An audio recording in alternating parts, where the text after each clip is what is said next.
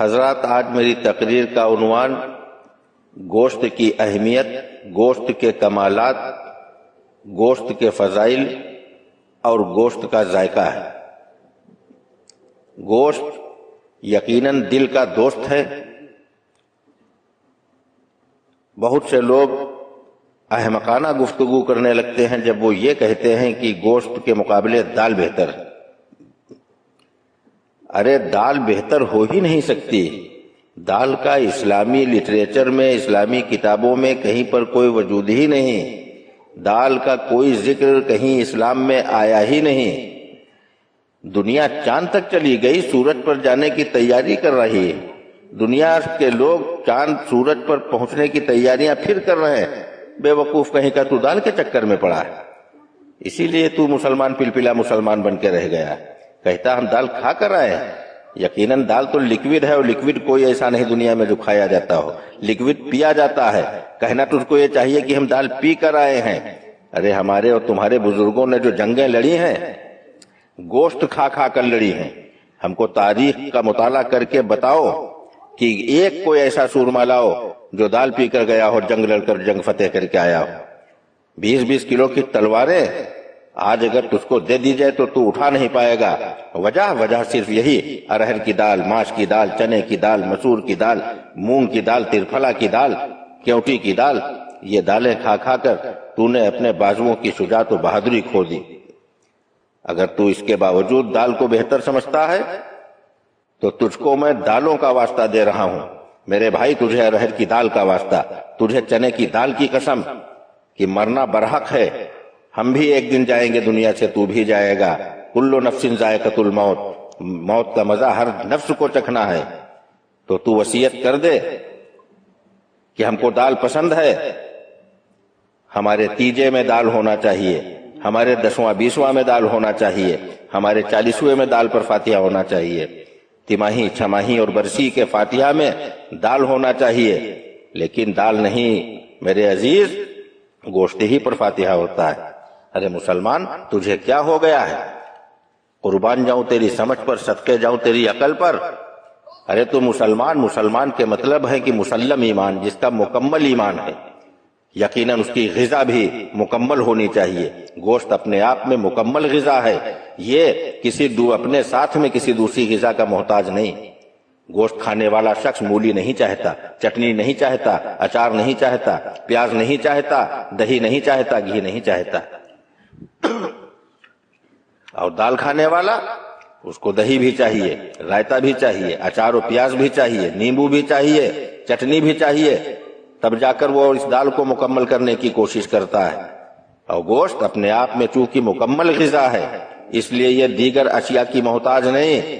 اور دالوں کا تو صاحب یہ حال ہے کہ محرم کے مہینے میں ایک دال ڈالی گئی، اس میں دوسری دال ڈالی گئی کہ اب یہ مکمل ہو جائے۔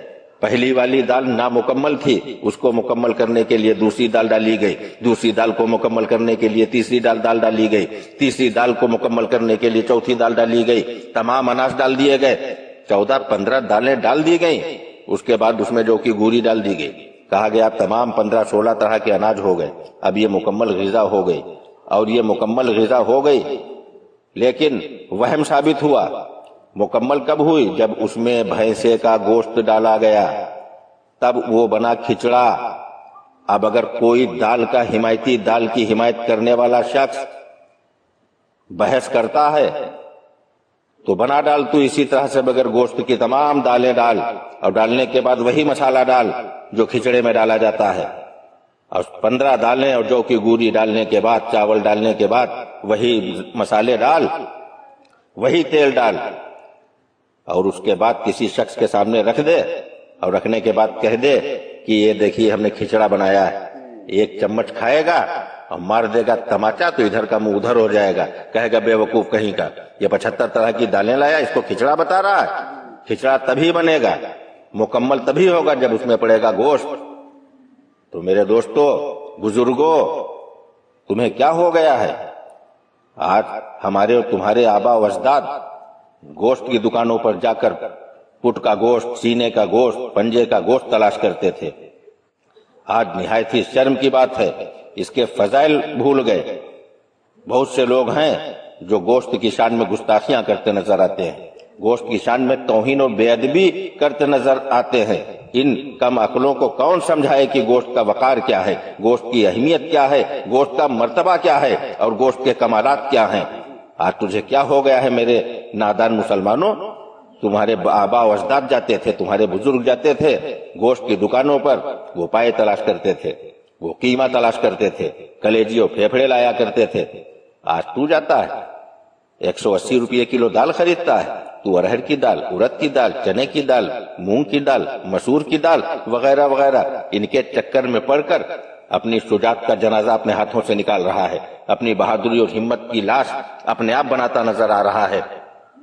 آج تیرے اندر وہ جذبہ نہیں رہا، اب پھر کیوں روتا ہے کہ ہمارے جان و مال کا خطرہ پیدا ہو گیا؟ یہ دال کھانے والے لوگوں، ارے تم کیا اپنی حفاظت کرو گے؟ ارے تم کو مکمل غذا گوشت دی گئی۔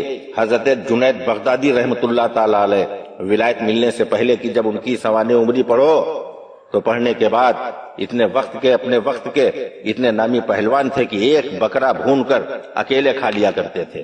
تو کیا غذا تھی حضرت جنید کی؟ پورا بکرا گوشت کھا لیتے تھے۔ کہیں پر پڑھا کہ حضرت جنید 1.5 لیٹر یا 2 لیٹر دال پی لیتے تھے؟ کہیں دال کا ذکر نہیں۔ کسی صحابی کی زندگی میں دال نہیں، کوئی دال کا ذکر نہیں، تابعین کی زندگی میں دال کا ذکر نہیں، تبع تابعین کی زندگی میں دال کا ذکر نہیں۔ کم و بیش 1,24,000 جو نبی دنیا میں تشریف لائے، کسی کی ظاہری حیات میں دال کا کوئی ذکر نہیں، قرآن میں دال کا کوئی ذکر نہیں، حدیثوں میں دال کا کوئی ذکر نہیں، صحابہ کی روایات میں دال کا کوئی ذکر نہیں۔ یہ دال کا فطور تیرے دماغ میں کہاں سے گھس گیا؟ ارے تو مسلم ایمان والا ہے، تو مکمل ایمان والا ہے، اس لیے تجھے میں واسطہ دے رہا ہوں اپنے بزرگوں کا، تمہارے بزرگوں کا، کہ اپنی مکمل غذا بھی تلاش کر لو۔ اور تلاش کرنے کی ضرورت نہیں ہے، کسی ڈاکٹر نے بتایا ہے 150 روپیہ کلو دال کھاؤ، کہتے ہو گوشت مہنگا پڑ رہا تو 400 روپیہ کلو، 450 روپیہ کلو والا کیوں کھاؤ؟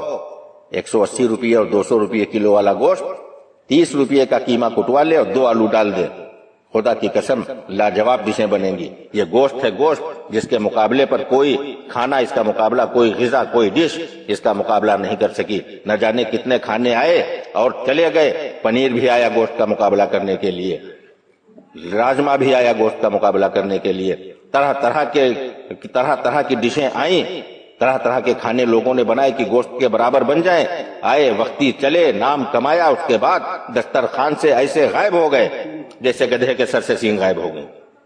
آج ان کا نام لینے والا دنیا میں کوئی نہیں، آج ان کی تعریف کرنے والا دنیا میں کوئی نہیں۔ تو ان دالوں کو لے کر آیا ہے، کہتا ملکہ مشہور بنائی۔ ابے ملکہ ہو ہی نہیں سکتی کوئی دال، یہ گوشت ہے، گوشت جو بادشاہ دسترخوان